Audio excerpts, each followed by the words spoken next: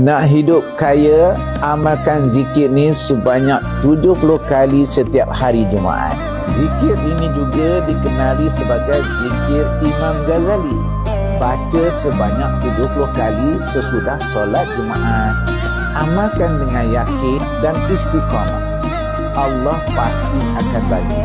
Sebelum tu, seperti biasa, jangan lupa like, share sebanyak yang mungkin agar jadi pahala amal jariah kita. Dan save video ini agar dapat dilihat berulang-ulang.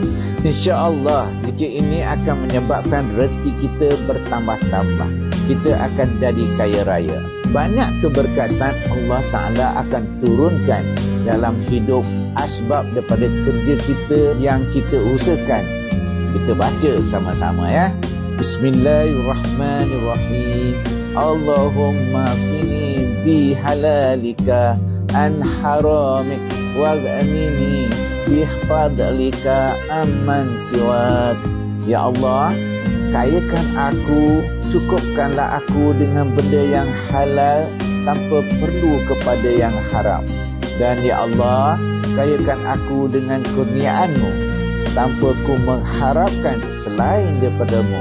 Kita kena ingat selagi mana kita kerja disebabkan 3 perkara. Kerana untuk menafkahkan diri kita, untuk menafkahkan keluarga kita, dan untuk mengelakkan kita daripada sifat meminta-minta. Amalkan zikir ini, yakin Allah akan bagi kaya biiznillah. Tapi niat kita bagi betul. Bila kita dah jadi kaya, niatkan untuk kita bantu balik di agama Allah. InsyaAllah kaya dunia dan akhirat.